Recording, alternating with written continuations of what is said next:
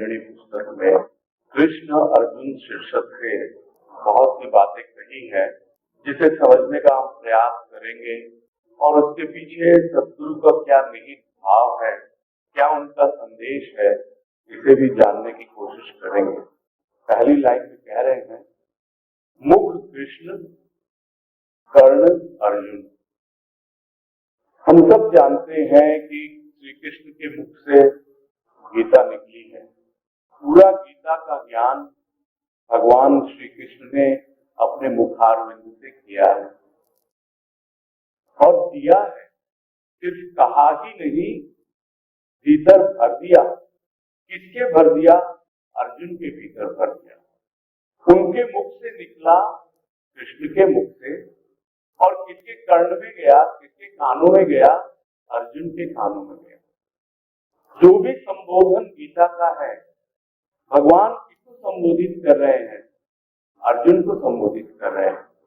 उसी प्रकार सद्गुरु के मुख से निकली हुई वाणी किसको संबोधित है? यदि हम सद्गुरु को कृष्ण माने और अपने आप को अर्जुन माने तो हमारे लिए संबोधित है। जब तक उस वाणी को हम कान नहीं देंगे, तब तक हम कृष्ण और अर्जुन का संबंध जान नहीं पाएंगे। मुख से कब निकलती है वाणी? मुख से कब निकलती है? जब हमें पता लग जाए कि हमारे मुख से वो कृष्ण ही बोल रहा है, हमारे प्राणों में बैठा हुआ वो हमारा सद्गुरु रूपी कृष्ण वही हमारे मुख से बोल रहा है, तो हमारा मुख भी कृष्ण हो जाता है।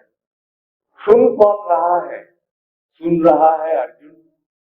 जब सद्गुरु के मुख से निकलता है तो हम सुनते हैं, और जब हमारे मुख से निकलता है कृष्ण बनकर, तो जो भी अर्जुन के भाव में होगा, जो भी सुनने को तैयार होगा, वो अपने कान से देगा, और अपने कान से देगा तो एक दिन उसका ध्यान भी उस पर जाएगा, और जब ध्यान जाएगा तो वो बात उसके प्राणों में प्रवेश करेगी, और वही मुख से निकली हुई वाणी उसके प्राणों में बस जाएगी। पूरा ज्ञान उसे हो जाएगा जो गीता में वर्णित है।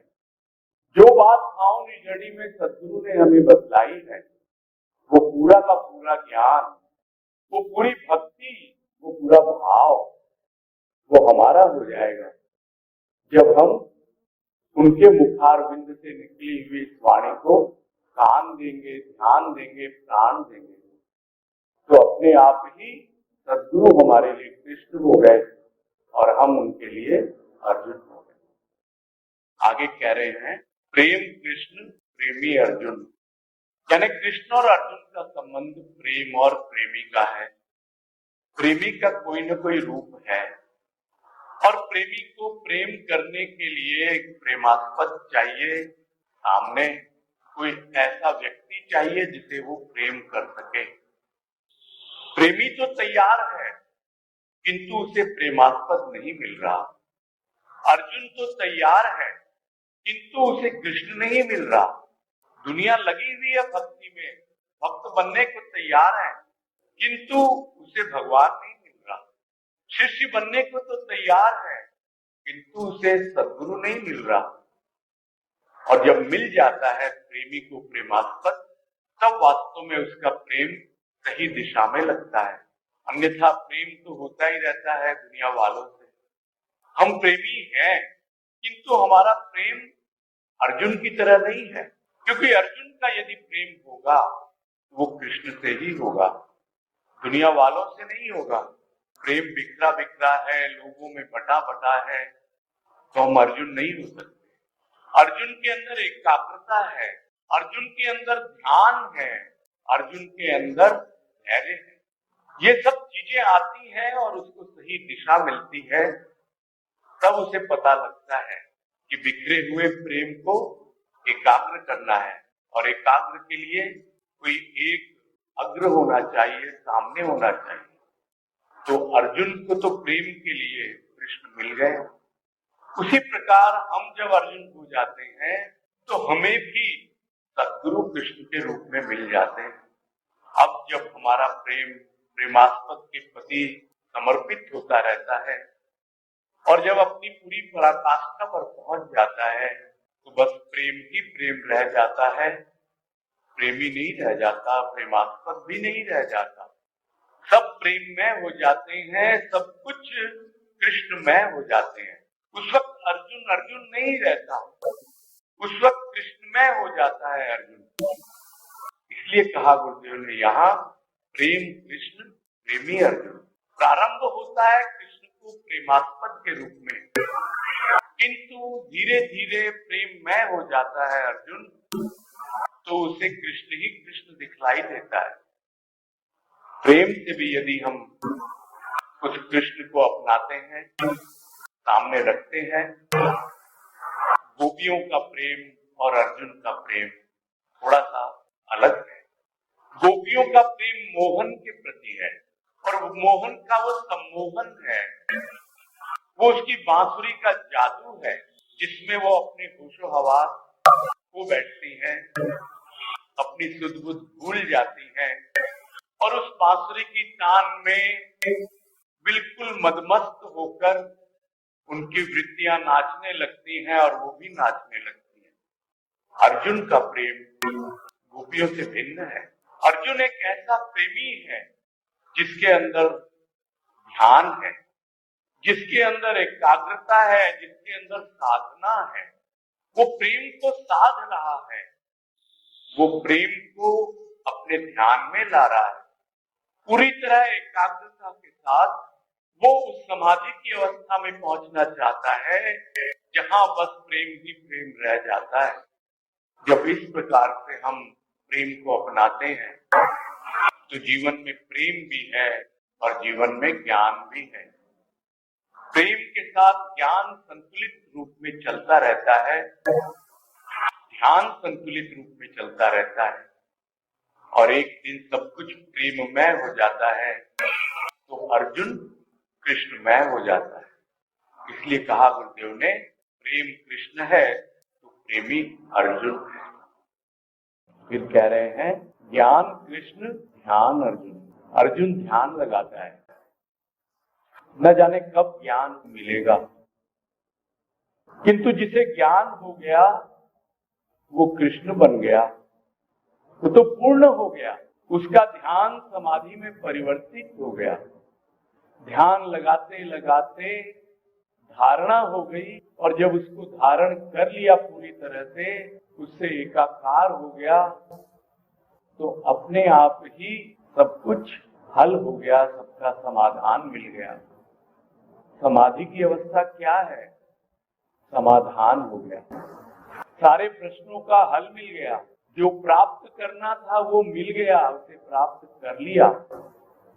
जिसका ज्ञान प्राप्त करना था उसका ज्ञान हो गया। जानना चाहता था कि कृष्ण है कौन, वो मेरा सखा है, मेरा बंधु है, या फिर मेरा सारथी है, या फिर मेरा सर्वस्व है। जानना चाहता है अर्जुन, ध्यान में बैठता है, उस ज्ञान को प्राप्त करना चाहता है जिस रूप में कृष्ण उसके जीवन में आता है। तो कृष्ण क्या कहता है? जिस दिन तेरा ध्यान पूरा हो जाएगा उस दिन तुझे अपने आप ज्ञान हो जाएगा कि तू और मैं कोई अलग नहीं, जो कृष्ण है वही अर्जुन है, जो अर्जुन है वही कृष्ण है। पूरी तरह से उस परमात्मा से तू आच्छादित हो जाएगा, कृष्णमय हो जाएगा। ये तुझे ज्ञान हो जाएगा कि बस पूरी सृष्टि में वो कृष्ण ही कृष्ण है। यही तो ज्ञान है कि जो मैं हूँ वो तुम हो और जो तुम हो वो मैं हूँ। तुम में और मुझ में कोई भेद नहीं रहा। तुम सर्वव्यापी और मैं यदि देह के बोध में हूँ तो देह में सीमित हूँ, किंतु जब तुम के साथ जुड़ जाता हूँ तो मैं भी सर्वव्यापी हो जाता हूँ। इतना सही तो अंतर है कृष्ण में और अर्जुन में। जिसे ज्ञान हो गया वो कृष्ण हो गया और जो अभी भी ध्यान में लगा हुआ है वो अर्जुन। फिर कहते हैं पूर्ण कृष्ण अभाव अर्जुन। जब तक जीवन में अभाव है, कमी है, और कमी कैसे पूरी होती है? कमी पूरी होती है पूरक के द्वारा। जब तक जीवन में पूरक है तो अभी पूर्ण हुआ नहीं। एक वाणी में कहा गुरुदेव ने, पूर्ण को पूरक क्या, पूरक है तो अधूरा है। अभी तू अधूरा है, अभी तेरे जीवन में अभाव है, पूरी तरह से भाव भरा नहीं अभी। और वो भाव जो पूर्ण का भाव है, पूर्ण से अभी भरा नहीं तू, इसलिए अभी भी तू अर्जुन ही है। अर्जुन है यानी तुझे अभी और बहुत कुछ पाना है। जैसे अर्जुन को बहुत कुछ पाना है, कृष्ण को क्या पाना है? कृष्ण तो प्राप्त करके ही पूर्ण रूप से ही पूर्ण अवतार लेकर ही इस धरा पर आया है। वो पूर्ण कृष्ण पूर्ण सद्गुरु बनकर हमारे जीवन में आया है। वो पूर्ण है अपने आप में, और हम शिष्य बनकर, अर्जुन बनकर उस पूर्ण सद्गुरु के दरबार में आए हैं। किंतु हम अभाव ग्रसित जीव हैं, आते हैं अभाव में, किंतु पूर्ण सद्गुरु हमें भाव से भरता है। वो भी हमें कहता है कि नहीं, तू अभाव में मत जी, तू भाव में जी। भाव ही एकमात्र ऐसी विधि है, ऐसा साधन है जो तेरे सारे अभावों को दूर करेगा और तुझे पूर्णता की ओर ले जाएगा, और एक दिन तुझे भी पूर्ण कर देगा। कहता है सद्गुरु, कृष्ण बनकर कहता है, पूर्ण बनकर कहता है कि मैं आया हूं तेरे जीवन में सारे अभावों को दूर करने के लिए, तेरी अपूर्णता को दूर करने के लिए। मैं उस अपूर्णता से हटा दूंगा और तुझे भी पूर्ण बना दूंगा, क्योंकि मेरे सद्गुरु ने भी मुझे पूर्ण बनाया, बाबा ने भी मुझे पूर्ण बनाया। कहते हैं सद्गुरु, मेरी कोई औकात नहीं थी, मेरी कोई क्षमता नहीं थी, मैं भी ढूंढता था ऐसा सद्गुरु जो मुझे पूर्ण बना दे। भाव था मेरे जीवन में, किंतु अभाव भी था। उस अभाव को दूर किया बाबा ने और मुझे पूर्णता का बोझ कराया। मेरे अंदर वो भाव भरा कि तू ही कृष्ण है, अब तू अर्जुन नहीं रहा। मैं गया उसके पास अर्जुन बनकर, किंतु लौटा उसके पास से कृष्ण बनकर। वैसी पूर्णता देने वाला एकमात्र सद्गुरु ही हो सकता है, बाबा ही हो सकता है। अभाव ग्रसित जीव आता है, स्थूल के अभावों को लेके आता है, किंतु स्थूल के अभाव तो ऐसे हैं जो कभी पूरे होंगे नहीं।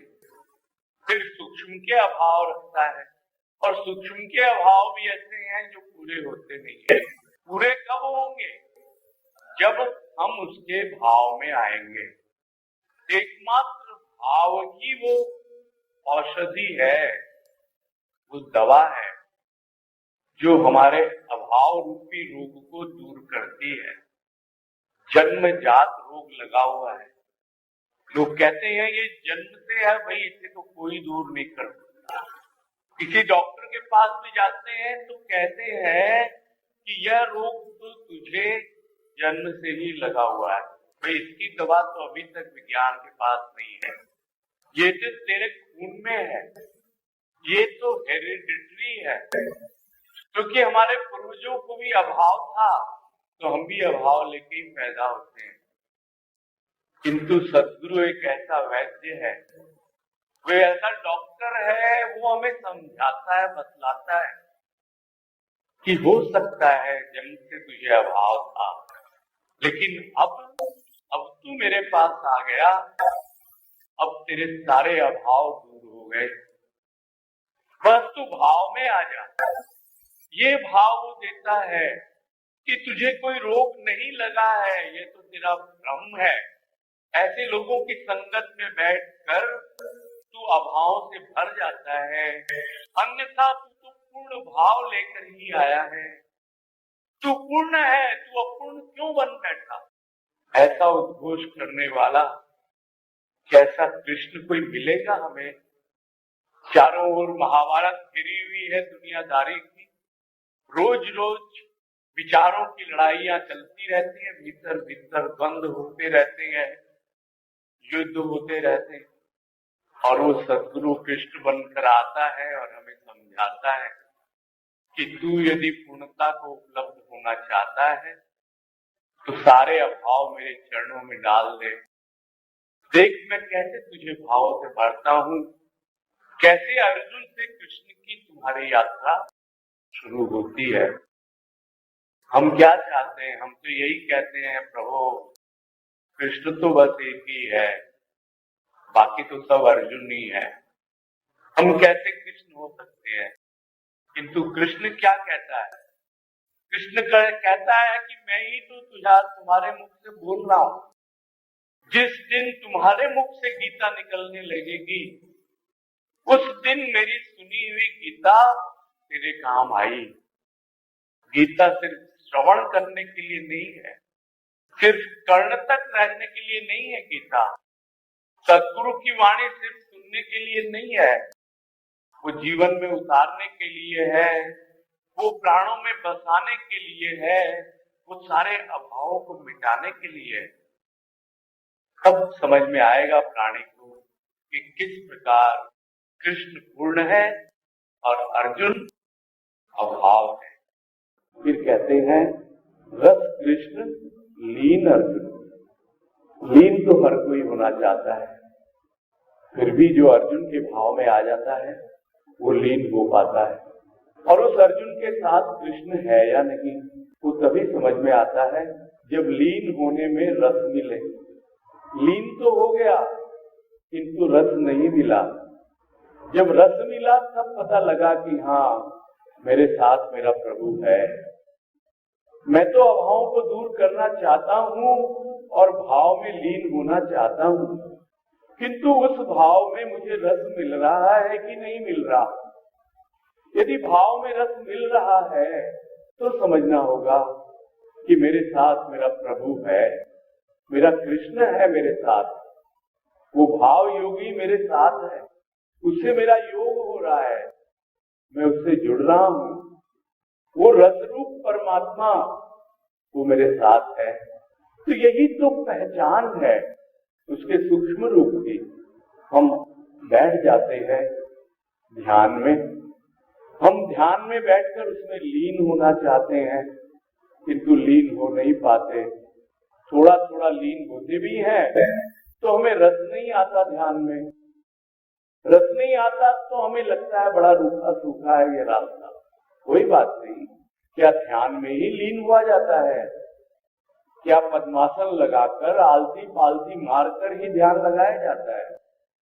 अरे यह तो बाहर की क्रिया है। लीन क्या बाहर से होता है प्राणी? लीन तो भीतर से होता है। जब हमारी सारी वृत्तियां एकाग्र होकर इकट्ठी होकर उसमें प्रवृत्त हो जाती हैं, उसमें लग जाती हैं, तब हम लीन होते हैं। और जब लीन होते हैं तो भी रस मिलना चाहिए। और यदि रस नहीं मिल रहा तो अर्जुन तो है किंतु कृष्ण नहीं है। यही समझा रहे हैं गुरुदेव।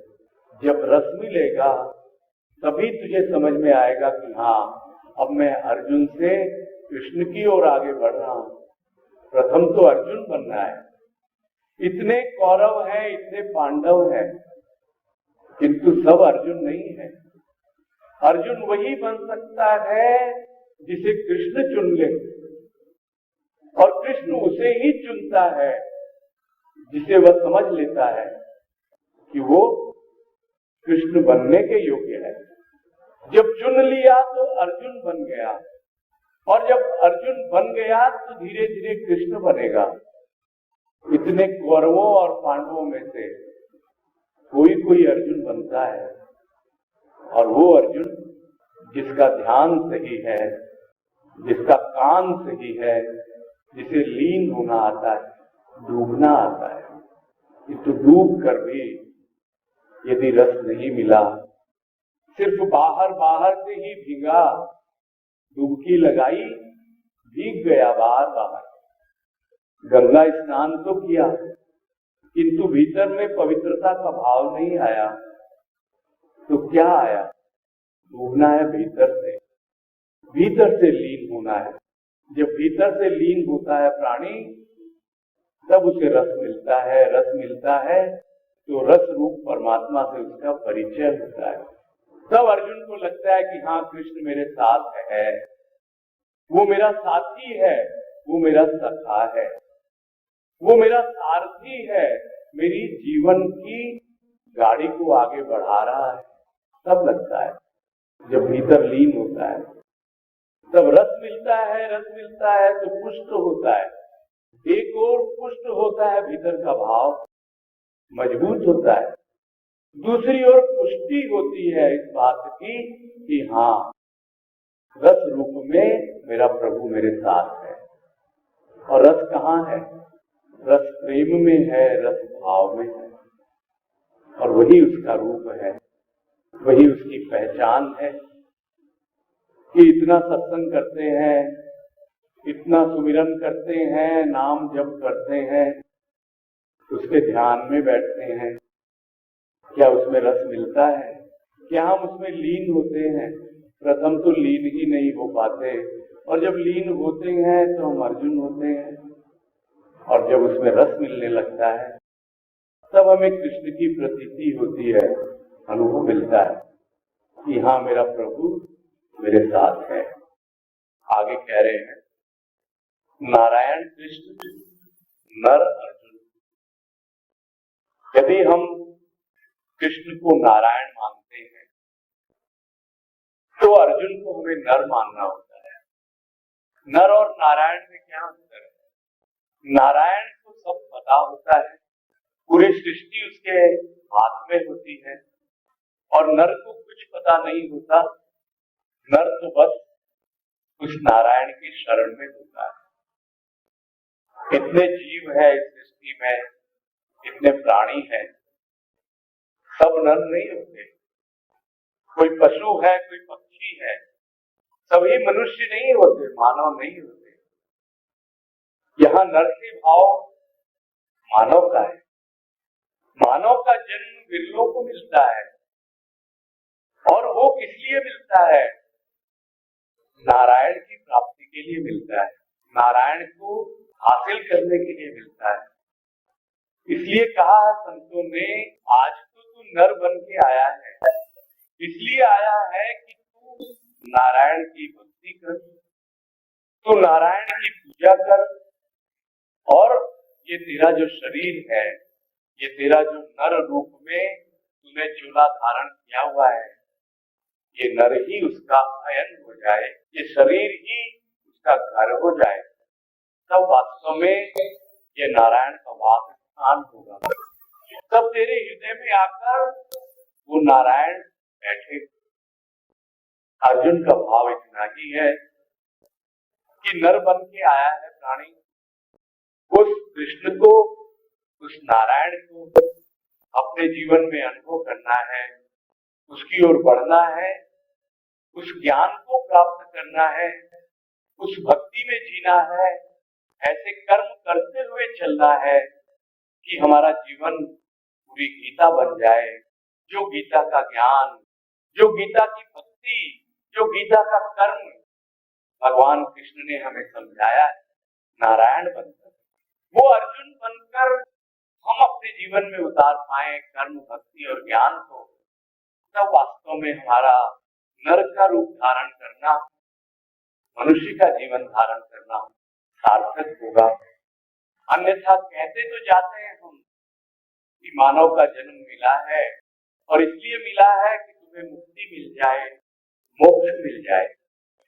मोक्ष कब मिलेगा, मुक्ति कब मिलेगी? जब तू नर होकर आया है और नारायण में समा जाएगा, उस दिन तेरी मुक्ति है, उस दिन तू आजाद होगा। आज आजादी का दिन हम मना रहे हैं, 15 अगस्त, किंतु आजाद कब होता है प्राणी? जब बंधन मुक्त होता है। और बंधन मुक्त कैसे होगा? बंधन मुक्त होगा उसके प्रेम में बनकर। जब तक प्रेम में नहीं बनता प्रभु के, तब तक अर्जुन के भाव को समझ में नहीं आता कि मैं तो प्रेमी हूँ और प्रेम कृष्ण है।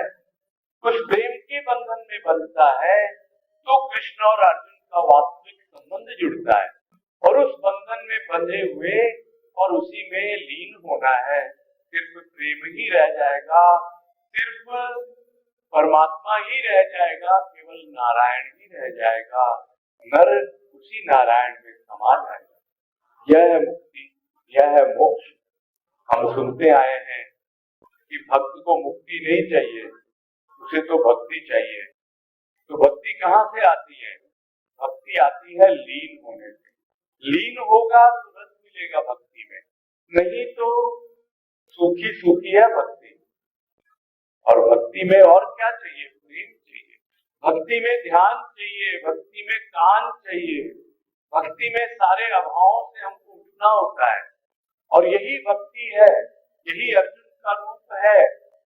अर्जुन बाहर से भक्ति नहीं कर रहा, उसकी भक्ति बड़ी विचित्र है, भीतर ही भीतर है।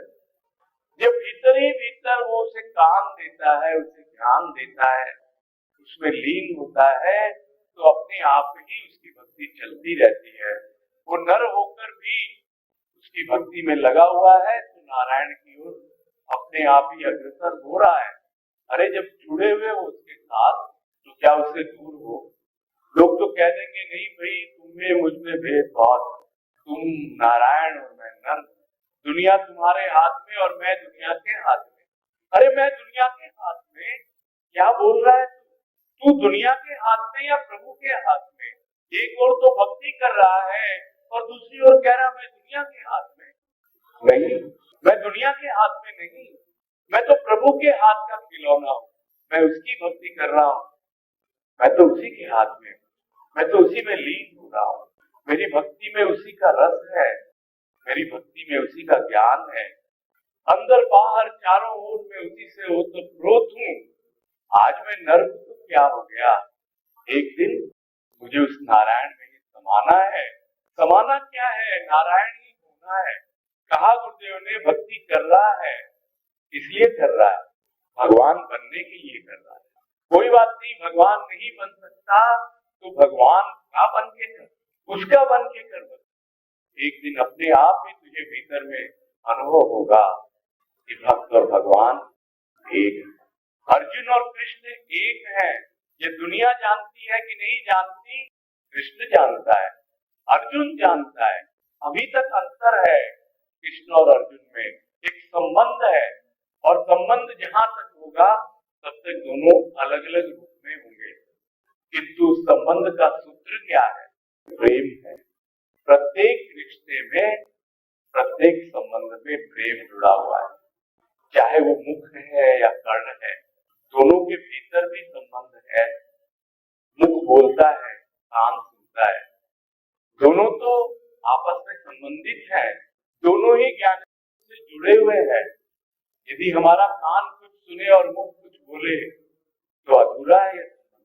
प्रत्येक संबंध में हम देखेंगे कहीं न कहीं प्रेम होगा, एक दूसरे को चाहते होंगे, तभी वो बात भूली जाएगी जो कोई बोल रहा है। यदि हम उससे प्रेम से जुड़ेंगे नहीं तो हमारे कान कहीं होंगे और उसका मुख कहीं। कृष्ण और अर्जुन का संबंध ऐसा ही है, ये रिश्ता ऐसा है जिसे गुरुदेव हमें समझा रहे हैं अलग अलग रूपों में। और हमें जानना है और समझना है कि किस प्रकार कृष्ण और अर्जुन एक दूसरे से ओतप्रोत हैं। जब द्वैत की दृष्टि से देखते हैं तो अलग अलग दिखते हैं, किंतु अद्वैत की दृष्टि से दोनों एक हैं।